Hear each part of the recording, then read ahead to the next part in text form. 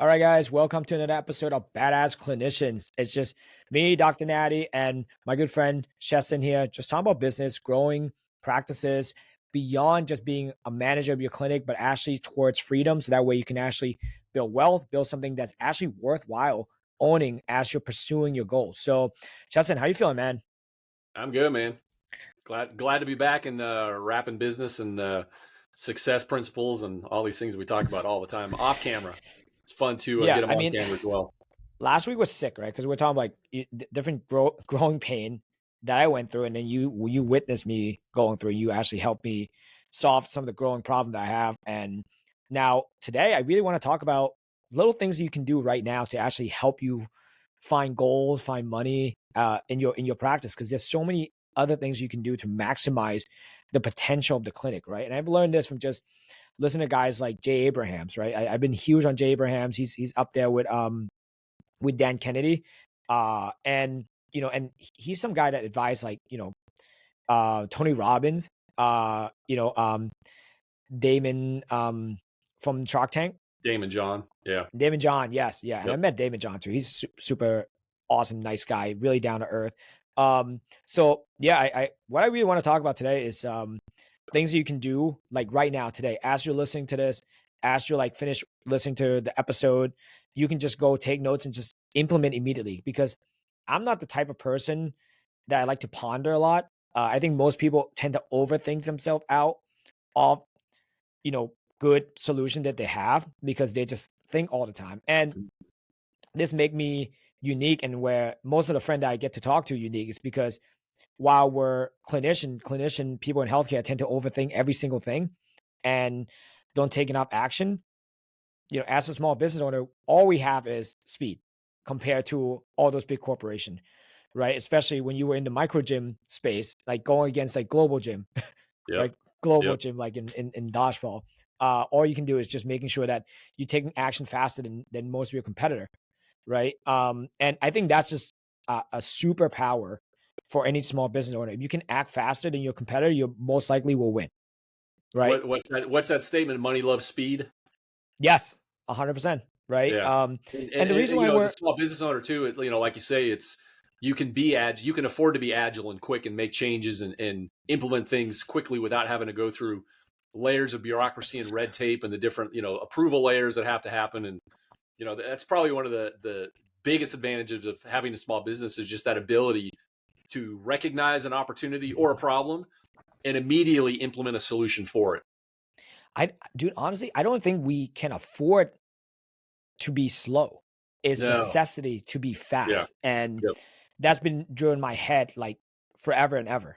Right. yep, And all right. So one big thing I always talk to, and this is a huge obstacle for me when I first started, as a solo practitioner and as a clinic manager, right, is the ability to feel comfortable enough to charge what's your worth, like raising your prices, right? I mean, that's right then and there.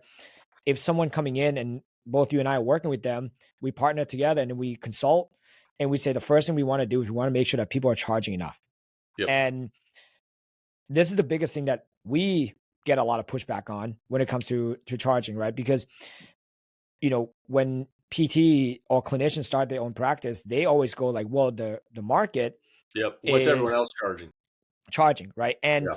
it's either like 80 to 150, right? Yep. And 150 is like, oh my God, I don't know who's going to pay for that, right? And just to give a little context, when I first started out and I was renting out space at a powerlifting gym, I was charging $60 with a portable table. And at that point, I'm just like, oh my God, like who's going to pay for this and that. Meanwhile, before I got my doctorate, when I was a personal trainer, I was charging 100. Yeah. And people were like, oh, I'm cool paying that. Yeah. No problem. So, Yeah. so like, when I'm thinking about it, like, bro, like I'm the same person. I have more credibility. I know way more. I invest six figure into my doctorate, Yep. but now I can't charge. So like, I'm just like, where's the disconnect, right? And I think it's all going down to we have this notion when someone is in healthcare, right? Their patient wants to use their insurance, Hmm. and people who are already paying for the insurance premium, they always say, "Well, if I have insurance, why do I need to pay out of pocket to come see you?" right? Yep. And then most of the time, when I reflected on myself, is that I just haven't done enough to show enough value of why people Yep. think Bingo. it's worth it. I think, price is what you pay and value is what you get. Yep. And the one thing I had to really switch in my head was they're not paying for service, they're paying for an investment, right? So when I was charging $60 to $80 when I was coming out with a portable table, I could live off that because I Mhm. wasn't really paying rent. Yeah. But as soon as I started paying rent, my first place at in a CrossFit gym, when there's rent due every single month, right? There's all these things like healthcare expense, Mhm. and I don't have salary to back up. I'm no longer in the comfort of working for a big company, having that dependent salary coming in. I actually have to make it work. That's when I really had to shift my mindset. And I know a lot of people who I talk to on a daily basis, and you as well, are going through that right now. So I just want to knock some stuff out of the park. First and foremost, is that when it comes to pricing, it rarely has to do with the person that you're sitting across, i.e., like aka like your patient or the potential patient. It has to do with how you feel about yourself, right? Exactly. Yep. Now, most of the people are saying like, well, other people are charging this much. I don't want to overcharge and do that, which is totally fair, right? Because you do need to have some rep. Mhm. And I started at 60. Now we're at 349, right? Per session. I didn't just screw that overnight. I just go bit by bit, right? Mhm. So I went from 60 to 120. So I just kept pushing the bar a little bit just to make sure that I'm comfortable with charging that. I go to the price point where I feel like, oh, you know what? I'm a little bit uncomfortable charging that. But I still need to do it in order to grow, in order to help more people. And the way I justify it was if I were to go from 60 to 120, what other value do I have to add on to make sure that the person in front of me, as they hear this, they're like, oh, that's really good. Like I'm Yep. actually getting the result. So first thing I did was I looked at the people I get to work with first, and I say, hey, do the people that I'm working with right now are able to A, pay for it, B, even find value. So when I was working with Power Lifter, like they're young, right? They're like young professional. They're not the most healthiest people. Like people don't go to powerlifting to be healthy, Yeah. right? So the gym I was at, people were just ripping nose torque, dry scooping pre-workout, Yep. and then occasionally during that time, whiskey and deadlift was a huge thing. So people were ripping shot before they were doing deadlift. I'm just like, there's no shot. This is the community that will pay Yeah, absolutely. beyond $60, right? Yeah.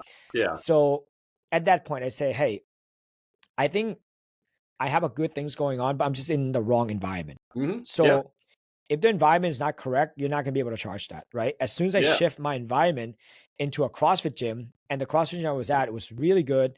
They charge probably the highest membership fee within New Jersey, and they deliver a lot of things. They have high Mhm. level coaches. One of the coaches was the game athletes, right?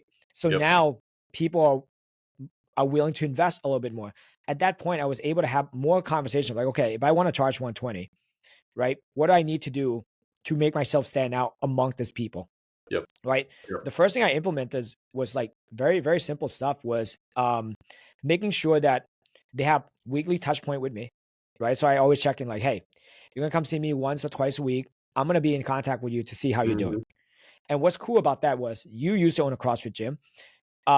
People come in on average 3 times a week, right? Every time they come in, I know what class they take. I know all that stuff. I make sure I go and say hello to them. Like, Yep. hey, how's that drill going? Yep. Or if I see them working out and I'm in the corner, I would give them feedback like, "Hey, listen, try this." Yep. Right? I even communicate with the coach Yep. like, "Hey, so and so need to be doing this and that." And because of that, that's when people's like, "Oh, wow, like I'm paying 120 for Natty's time for an hour, but then he's really always there Mhm. for Yep. me every time I come in." Yep. So that's when people are more open to just like, "Okay, hey, this is actually worth it." Because that's when people start getting you referral, Yeah. right? Because you know how it is in micro gym when you first started in CrossFit, there were so many CrossFit gym, and like on average, how much were people charging back then? Oh, under $100, like Oh back in the shoot, day. yeah, Yeah. yeah. Because back in the day, people opened CrossFit gym because they just like to work out and they want Yeah, to it work out was with friends. usually some dude Yeah, who just wanted an excuse to be able to work out all the time. So, I mean, there were gyms around where I were at where it was less than $100. But then you went to the really good gyms with the good coaches, the good equipment, and it was, 150, $200 a month. Mhm. Yeah. So, But it with every definitely comes down, single like you said, price raises. it definitely comes down to the environment of where you're at and who your target market is. I heard, I saw this clip the other day on Instagram or YouTube, whichever it was, but it was talking about, and I don't remember his name. I wish I could remember his name, but he's like world-class violinist, like the top violinist in the world. Mhm. He went down to the subway in New York City, set up his little case, was sitting there just playing, I don't remember, busking or whatever it is you call it, where he's just playing there for people passing through the subway, and after the hour or hour and a half, whatever it was he was playing, he scooped up the couple of dollars that people had dropped in the thing, and maybe it was $50, all told for the hour. But what people didn't realize was that the night before, the guy played a sold out stadium to literally thousands of people that paid hundreds of dollars to have the experience to be able to sit there and listen to this guy play. And so it just comes down to show that where you position yourself, the audience that you're targeting plays a big role in how much it is that you can charge. And Yeah. so, going back to what we talked about last week in terms of branding, in terms of messaging, like you really have to get clear and dial in who is your ideal target patient and who are you trying to serve that can allow you to charge those higher value per ticket prices, so to speak, that you need in order to grow a successful clinic. Because again, putting yourself in that environment is going to make that a lot easier when it comes down to adding additional value to the services, to the packages that you're presenting to your patients. Mhm. And this is crazy, right? Because I love that you bring that up because I did saw that, like, I saw that a couple months ago, and is the environment that you position yourself in, right? So again, for me, if I was in a powerlifting gym, no shot I could be able to charge over Yep. $100. Move to CrossFit gym, high end. Now I have more reps. I feel more comfortable. And then from there, to raise my next price point, which is 150, I was able to do it because at a time there were a massage therapist that was coming in and he was charging more than I was. Yeah. And I'm just like, oh man, like, how's this possible? I was like Which is questioning, crazy like, because he went to like an 8-week course and you went to how mhm. many years of school to, Yeah, 3 to years. be able 3 to years do what you doctorate, do? 4-year undergrad, and then, like, Yeah. we slave ourselves away to do all these things, and at that point, it made me question my own identity even more, like, "Dude, like, am I not good enough? What's going on?" And, we had some interaction together, me and the massage therapist, and then, he said one thing that just bothers me where he's like, "Well, if I can't solve their problem, then no one else can help them." I was like, "Wow, that's really pompous for what I've said." And then that's kind of strike a chord for me where I'm just like, "Oh, I got to do better," Yeah. because he's Yeah. so confident, but the confidence is not evidence based, and I know so much, and I'm over here. No matter what, people are gonna go to him because he's charging more, and therefore he seemed like he's more credible than me. Yeah. Yeah.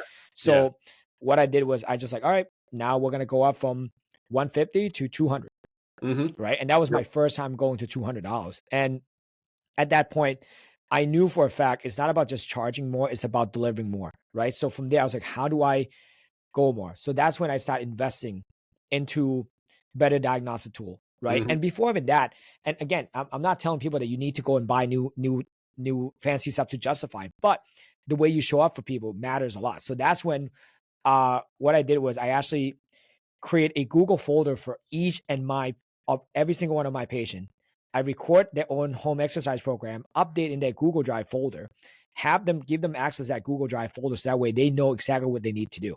Yep. Right. And funny story, I still have those Google Drive folders to today, and I refuse to delete it. I'm paying every single month for it because by some chance there might be 5% of people that's still using that Google Yeah. Drive and they Yeah. still go back to Yeah. do it. Right. So by just doing that, like the touch point is even better because these are customized individual program that I give to them, Mm-hmm. right? And it's a good touch point. So if someone's having a hard time, whatever, front squat, back squat, I just say, hey, go back to that video I sent you, Mm-hmm. right? And they always knew because Yep. we're going back, we're talking about being omnipresent, right? We always talk about being there for people, whatever they're going through something, Mm-hmm. and having that Google Drive, which again, it doesn't cost much. It's probably an extra $2 a month. Yep. You can then able to charge more because you're delivering more value. Yep. Um, and then at that point, I start getting more reps in, I can charge more, and then I hire my first PT, right? And this is where it gets really scary for a small business owner, right? Because now you have payroll, Hmm. right? When you have payroll, no matter what happened on the 15th, on the 30th, guess what? Money's coming out of your bank. Yep. Whether you're doing good or bad, no matter what, a bad month doesn't matter because you still have to pay your employee. You have to pay Hmm. your staff because they're trusting you to do so. And that's when I say, okay, how do I do this even more? Right? How do I get to the point where the PT that's working underneath me can able to deliver the same value I'm delivering? Right. Yeah. And that's where onboarding comes in a lot more. Right. So That's spend for having the scripts and your playbooks dialed in as well to make yeah, sure that and they're following that process. the common misconception, and you hire coaches before, is that when you hire coaches, you're like, oh, I got all this time back. But then what you don't factor in is that the first 4 weeks is that you're actually spending more time because Yep. not only you're doing the work, aka the treating, the coaching, to make sure the quality of the product is good, you're spending time to onboard other person to make sure that they can do the exact same thing. Yep. So now I go from treating 30 hours a week to now treating 30 plus 10 on onboarding, Hmm. right? So you have to invest that upfront. That's another thing that is a huge common misconception. It's just like getting people to run ads for you, where like they promise you the world, but at the end of the day, that's not the reality, right? And the reason why you and I decided to do this is because we want to just tell people the truth of how Yep. it really is in the Yep. real world, right? I'm still running my clinic. Like I'm not just sitting here at a mountaintop and say like, oh, here's what I did 8 years ago before I Hmm. sold my practice. Like Yeah. I'm like, here's what's working right now Yeah. at Today. this moment, Yeah. right? And you know, when COVID hit, this was the big game changer for me. When COVID hit, I hired my second employees, PT, so payroll grew. I have a virtual front desk person, so that's another Hmm. more people I have to do on payroll. At that point, we didn't know what's going to happen. Like I personally was just freaking out. I'm like, I might not be in business. But then we were able to climb out of it for the first 3 months, and we got more people to come in. And then that's when I say, this is the time to raise the prices right now. Yeah. And dude, that time I got so many backlash from my employees. My mom even called me and be like, how can you do this to people? But I knew for a fact that if I didn't raise my price point right then and there, there's no way we're going to be able to grow to the Yeah. clinic that we have right now. It's the Yeah. decision I made in 2020 that gave us the 5,400 square foot clinic that we have right now. Right. Yeah. So going from like 200 to 275, 279, that was a huge jump for people. Right. And then we went from 279 to 319, Yeah. right? So crossing to a 300 threshold, and people were just bat their eyes, like, oh my. We used to get called from people like, I can't believe you charge that much, right? And then all we would say like, hey, just come in, just experience the different, right? Yep. So all in all, if you're not raising your prices on a yearly basis, um, you're not going to be able to keep up with inflation, right? You're At not a going to be minimum. able to, Yeah. At a yeah, and minimum. I mean, you're not let going to be able alone to keep yeah, let alone make the investments you need to continue growing your clinic. I exactly. You're mean, not going to be able to keep up with keeping up with payroll. inflation is like the bare minimum requirement. Hmm. It goes much beyond that. So before we go on, just talk about what the kind of what those conversations were like when you raise those prices from one price point to the next. Like, how do those conversations go between you, between the patient, between your team and the patients? Like, kind of what was that dynamic that happened as you raised those prices? Oh yeah, I remember it. It's seared in my brain. So the conversation with the team, honestly, the conversation with the team was a lot harder than the conversation with the patient, right? Because I'm hiring other clinicians are not used to charging prices, and the biggest pushback was always, well, I would never pay for that. Hmm. Oh no, I would never pay for that. And then my counter argument to that was like, well, listen, this service is not for you. Yeah. You're not my ideal patient. So therefore Yep. you don't see the needs for that, right? You're in your early 20s, you can still move around, you can still do all the things you like to do. You haven't have failed surgery. You haven't have your ACL blown out. Yep. You haven't have the feeling of not knowing and being in a maze in healthcare. So therefore, you're not going to pay for it, Yep. right? But if I tell you that if you give me X amount of money and I can make you the best PT within 6 months, now you would pay for that, right? Yep. So the Yep. conversation was like, it's not about you, A. B is about the patient. And for us to deliver the best care, we need to make sure that we're constantly growing and we're constantly investing. And the crazy thing is, I tell my team, is like, yeah, we're raising prices, but guys, I'm not buying a yacht. There's no Lamborghini outside, right? Yeah, yeah, Like this is all going in to for the future. yeah. And they somewhat understand, and they somewhat understood. And at that point, they were just going with it, right? Because I did not fire anyone during COVID. Yeah. I took myself off payroll to make sure my team still have, you know, Yep. be able to put food on the table, Yeah. right? I had to dig in my saving, right? But that's something that I needed to do to get people, because I care for these individuals. Yep. And once I got them to somewhat buy in, like 80%, and now I need to talk to the new clients, right? The way we did it was we just say like, hey, next eval that's coming in, they get the new price point. Mm-hmm. Right. So we didn't raise it all across the board. We just say, hey, the next person has come in. Yep. We're going to tell them this is the price point. And then from there, when they come in for discovery visit, I'm going to do them. I'm going to show them the value, what they get with this, how we're going to be able to get them from here to here in a Mm-hmm. much faster timeline. Right. I think Yeah. the biggest thing I've learned during that time is like, hey, standard setting care, you're going to go 3 times a week for 12 weeks. And then after 12 weeks, you're going to get here. I say, Mm-hmm. you're going to come to us 3 times a week for 6 weeks, you're going to get there. I was Yep. like, that 12-week gap, how much is that? Is that important to you to be able to get there Yeah. faster? Yep. Right. And if they say yes, they say, well, here's what I would recommend. Yep. Right. I think what I stopped doing was justifying why we're charging that much. Yeah, absolutely.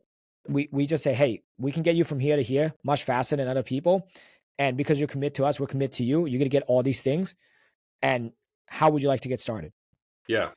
Then that actually help us qualify so many good patients. So the patients that come in, they're ready to work. We never have anyone that come in and just kind of hang back and not active about it because they're making an investment. Yeah. Right. And because they're paying high price point, us as a company are in the hook to make sure that we deliver good care.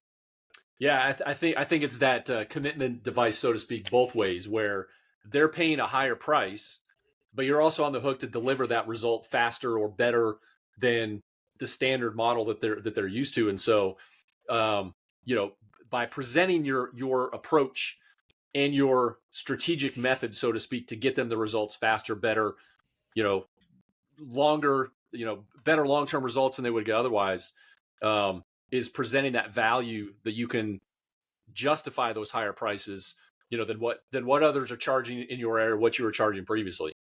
Mm-hmm. Yeah. And so again, first thing you have to do just to find, goal in what you're doing right now is just to charge appropriately. And by charging appropriately and charging at a higher price point, you are in the hook to make sure that your quality of care exceed expectation. Let me repeat that. Exceed expectation, Mm-hmm. not to match expectation. Every time you match expectation, it's a fair trade, right? You give me 100, I give you 100 back in value. It's a fair trade. You give me 100, I give you 200 in value. Now you're like, oh my God, I'm going to gladly pay 100 every time because I get 200 from that. Yeah. I get 200 from Chesin. Yep. Right. So that's always been my mindset. So if people who are hung up on this, what you need to do, and what I did, was to go soul search inside yourself and say, what am I holding back on when it comes to delivering value to the person in front of me? Mm-hmm. And then from there, this might be a crazy thing. What if I give them more? Yeah. Yeah. Right? I think that's a great exercise to go through. Is to sit down. Yeah. Sit down and see what it is you're giving them. What else can I give them that doesn't cause doesn't increase my cost exponentially, but just incrementally, that has a high perceived value that I can give to help them see the value in the new price that I'm charging. Exactly. So one case study, brand, right? Lululemon, right? I listen to all the podcasts. I'm obsessed with the guy who founded Lululemon and why people are able to pay and justify paying $150 for joggers / leggings / whatever it is that they charge, is because the layout, the whole thing is different, right? You walk into a Lululemon store, you have someone who is their worker, but really their brand ambassador.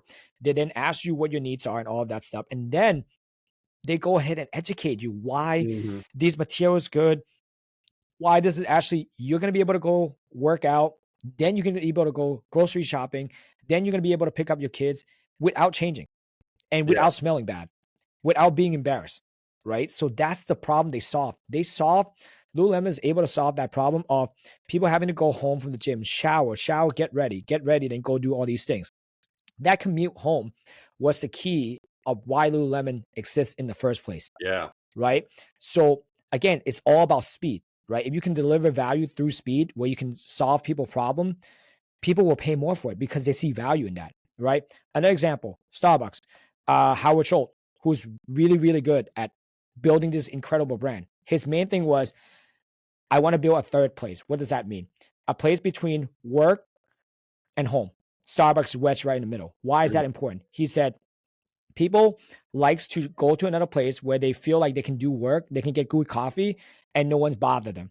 Good Wi-Fi, constant stream of caffeine and good Yep. drinks, good environment. Very creative, very relaxing, right? So what he did was like, hey, rather than just, you still have work to do after you leave work, don't go home yet. Just come to Starbucks, right? Or before you go to work, come Before to you go to work. Starbucks, get the coffee, get your day ready, and then go, Quiet time. right? Yeah. They were able to intersect that. So for me, it was Yeah. like, if I look at Lululemon, I look at Starbucks, I was like, okay, how do we fit that into healthcare? Right? Easy. It's the place where people who are in pain, they still want to work out, especially as a performance therapist, right? That's what I call myself. I'm not a physical Mhm. therapist, a performance therapist. I get people to perform at the highest level all the time, right? And then get them to stay there. Yeah. So if I'm working with someone who a high achiever, have high goal and high performers, I want to be able to share, like, hey, I can help you solve your pain problem and still get you to go work out and Mhm. still be able to get you to feel like you're an athlete and get you stronger and get you faster, right? Yeah. So that's where we wedge that in. And because we can solve that problem, people are willing to invest in the service that we have. And because we're on the hook that we want to make sure we deliver the highest quality product every single time, people are more inclined to give us referral and all of that stuff, right? Yep. And that's how we're able to build a community. I mean, we had a VIP dinner for the people who've been supportive of MyConnects. We had 100 people show up, right? Like Yeah. these are people who are patient and they love being outpatient and Yeah. they Yep. want They love other being a people part to of the know about community. us, right? Yeah. And they know our price point, right? The best Yeah. thing now is like, hey, you got to go to MyoKinetics. Hey, it's a little expensive, but it's worth every single penny, Yeah. I right? want to Now, go back to one thing you said about Lululemon that I think you mhm. guys have done a really good job of, that I know has helped you kind of uncover that gold, so to speak, in the clinic, is when you said the educational process. You walk into that store and there's that brand ambassador there that's asking those questions and finding out what the needs are, but then they're educating them on the different products that they have to fill those needs. That's one thing you guys do really well of, is identifying the particular needs, but then educating and nurturing those prospects with information that helps them understand their situation, maybe give them some quick exercises, some things they can do to get some quick wins to build that credibility and relationship with you. So I know that's one thing you guys have done a really good job of, is making sure that at every opportunity you're trying to understand the patient, their need, what the problem is, the injury, the goals that they're trying to achieve. And then you have educational resources and content that you use to nurture them before they ever get to the point to where you're sitting in front of them having a discovery call or a visit or that initial evaluation.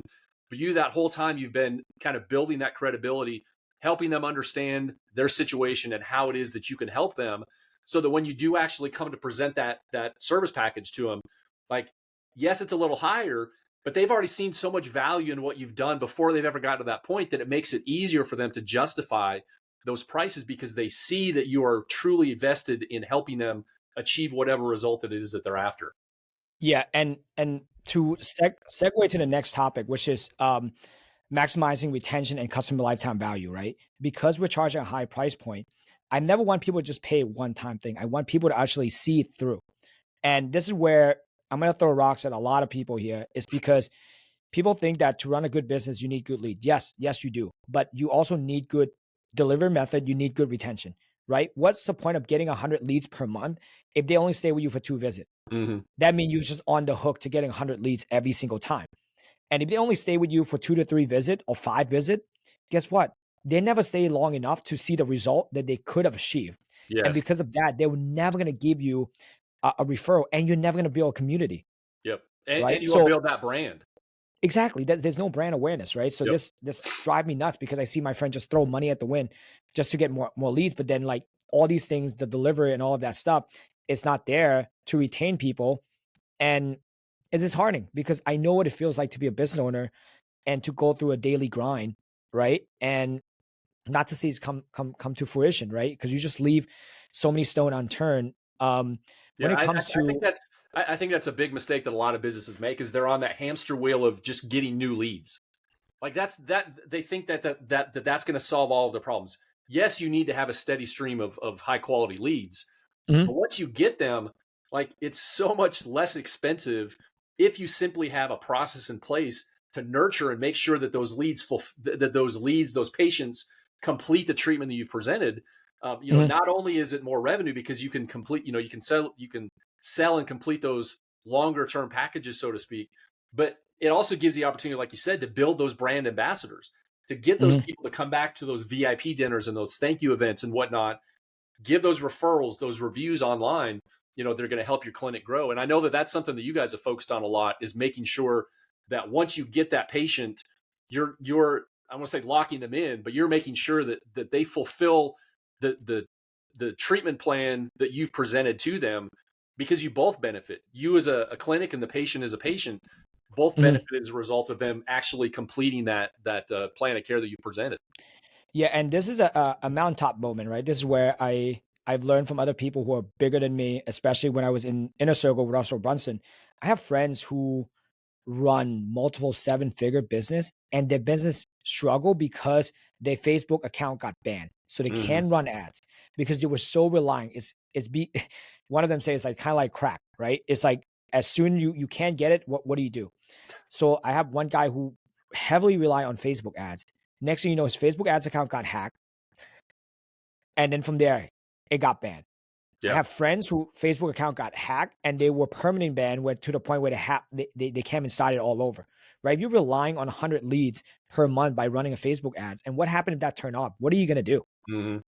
Right? Yep. So that's why having retention sequences, retention action is a huge thing. Like, like for us, like when someone's come in for an eval, next day they get a call. Hey, how was it? Right? What can we do to improve upon this? Mm-hmm. Like we do NPS survey, right? Like how net promoter score, how likely are you to refer us to other people? Yep. If it's anything under a 9, right? I immediately get a notification. My clinic director has to call, my operation has to call that patient and say, "Hey, where did we fail you?" Yeah. Right? Having that conversation right there give us an opportunity to capture before people drop off, right? Yep. We used to have average patient per visit. This is when they start with us in an eval to discharge, how many visit are they staying with us, right? It's very important to track. So in the beginning it was 8, right? That means if it's come in for an eval, they stay with us Mm. for 8 visit, and then they either self-select discharge and they drop off. I say, well, we're working so hard and we get them to only stay 8. That's not good enough. And the reason being is that from a strength and conditioning standpoint, let's say I see them twice a week for 4 weeks. That's not even enough to get Yeah. hypertrophy. That's not even get enough to get strength. So from there, we're doing them a disservice. So now our goal is to make sure that our PVA is going from, where it was last year, which is 15. Now we're aiming for 24, right? Because now Yeah. 24, they can actually see real changes. They can see themselves getting bigger. They can see themselves getting stronger. And Mm-hmm. from a strength and conditioning principle, we actually can make some significant change systematically and neuromuscularly, Yeah. right? So now we're doing them a good service. But the challenge is how do we get people to stay with us for 24 visits, right? And it's all about touch point. It's all about checking in. It's all about having a system and process to do that, right? It's all about celebrating small wins, Yep. right? We have system in place now where if someone reach a certain milestone, we get them a congratulation card. Mm-hmm. We like little things like that. We do a shout out on Instagram, little things like that. Yeah. Most PTs will only do shout out on Instagram when it's a discharge day. Yep. Like, what Yep. about those time in between? What happened then, right? Having like the CRM, like the 4 CRM that we have, we're able to send text on a regular basis to say, "Hey, how you doing?" All of that stuff, and they get to communicate with the team almost immediately. Yep. So having that retention process is absolutely huge because if you can't retain, then you can't grow. If you can't grow, you're never going to build community behind you. No matter how much ads you throw, like how much money you spend on ads, you're never going to be able to build community, right? And my mission here at MyoConnect is to impact a million household within the next 3 years, right? I can't do that because I wouldn't be able to do that if I don't have a good system to do that, right? And as a business owner, if I were to step out and I were to go on vacation, let's say for 2 weeks or for a month, if we don't have that, by the time I come back on that vacation, I'm going to see my PVA drop from 24 to 12 because I'm not there to Yes. drive it, because we don't have a system to Yes. support it. So again, throwing rocks and all these other things, that it's not all about running ads. It's not all about getting leads. Like, how are you delivering it, and how much are you asking people, how much your service meant to them? Yesterday, we had a clinical meeting where all my PTs get together. The one question I asked them was like, hey, what kind of impact did we make on our patients' lives this past week? I was like, verbalize that to me. What did you do to so-and-so, and Mhm. how's their lives better by being with us? Right. And then from there, I say, hey, when you see them next, can you verbalize that? Yeah. Can you recognize their greatness so that way they can recognize for themselves? Yep. Which is important, because a lot of times we don't do that. You know, we only look at the negative. And, Yeah. a lot of times also, it's not, we don't look back. Like, we measure compared to other people where they're at, as Mhm. opposed to comparing to where we were yesterday or a week ago or a month ago. And so I think doing that again, just number one, solidifies the value that you bring, because you're helping them recognize the progress that they've made. You're Mhm. helping them recognize those small milestones that might go unnoticed, which again just increases the value of the service that you provide, which, going back to pricing, justifies the prices that you're asking, because you're helping them Yep. see the results. Like, you're not dependent upon them to identify the results for themselves, but you're also helping them recognize what those results are. Yeah, man. And another question I asked my team yesterday was, if we were to have people who drop off and self-discharge, who would that be, and then why? Right. So now That's we're, such we're a like, great hey, question. so and so my self-discharge. I was like, why? I was like, oh, because they make this goal. I was like, okay, is that their ultimate goal? Is there anything else we can help them with? Yeah. What else they're struggling with, right? Because if someone's come in and they say, I want to be pain-free, I always ask my team, you got to push more. Why? Like, what about being pain-free? What do they want to do? Yep. Why is being pain-free so important? We can solve pain problem Yeah. really quickly. And I think where we fall short, and I say it as a physical therapist, is that we love to just get people out of pain, but then we don't solve other problem for them down the road, Yeah. right? Being Yeah. So pain-free second and is third like a order baseline consequences. thing.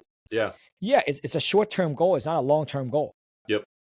Yeah. right? So everyone always have a long-term goal. I think if you're not having that conversation, you don't have the touch point to have that conversation, and then you're not going to be able to retain people.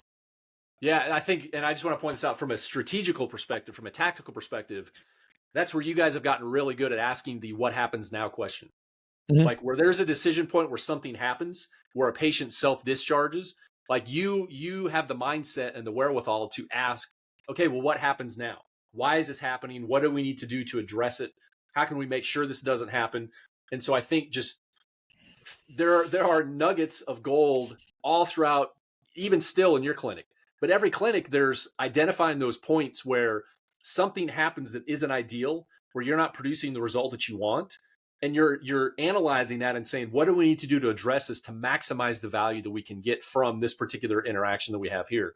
And so I've seen you guys over the last, you've gotten really good at asking those questions and really digging in and figuring out what you need to do to generate the result that you want. Well, I mean, because that's my job as a business owner, man, is to make sure that, Exactly. like, I'm caring for my patient to the best of my ability, and Yeah. I always trying to raise the bar. Like, if I'm not growing, then my team's not growing, right? Yep. And that's why having someone like you to talk to all the time and to build all this out together is incredible. And like the for the conversation we're have, these are things you can implement today. And like I said before, like our goal, right before we hop on this, we're like, hey, what can we give away for people that they can do today? And raising prices, having lifetime, lifetime value in mind, or Yep. even just tracking patient average visit, like before the discharge. That's huge. Just take Yep. the number of the patient from eval to discharge, how on average, how long it's staying with you. Can you increase that by 2? Right? Can you increase that by 3? Mm-hmm. And when you do that, can you just increase it where you can actually get them to the next level? Right? People always want to ascend to the next level.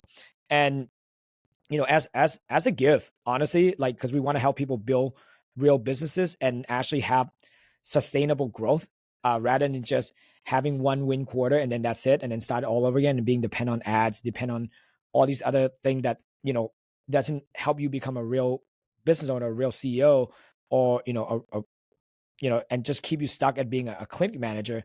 Chesin and I actually create pretty much a self-assessment sheet, right?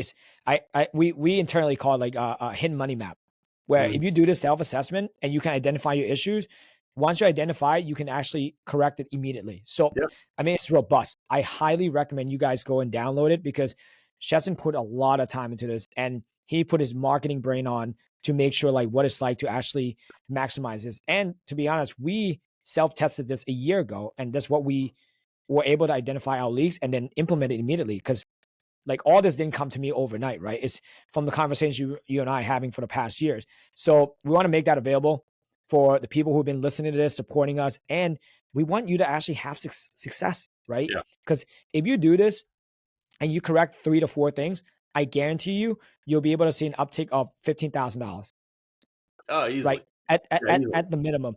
So Chesin, where can they go find this? So if you go to badassclinicians.com/assessment. Oh, all right. Pretty straightforward. We'll drop in a show Pretty note. straightforward. Yeah, and honestly, guys, it's overwhelming. The next step once you do an assessment is to implement. If you don't know where to implement, book a call.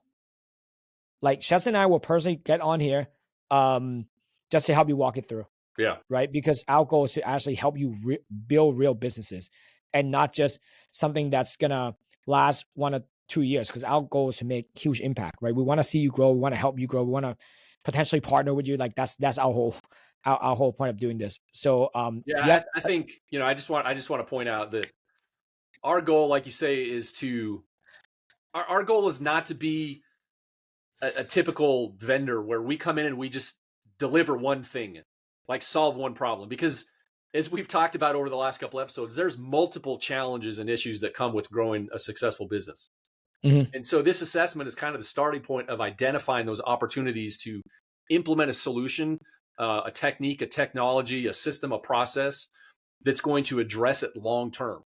Because really Mhm. that's our goal, is we want to see clinics be successful and have control over their growth, over the trajectory of their success, and not be dependent upon outside services, outside vendors, but really have the knowledge, the understanding, a foundation of tools, technology, systems, playbooks that allow them to navigate the marketplace so you can react quickly. Going back to what we were talking about at the very beginning, we want you to be able to see a challenge that needs to be addressed, or an opportunity that you want to capitalize on, and be able to react quickly and get something in place.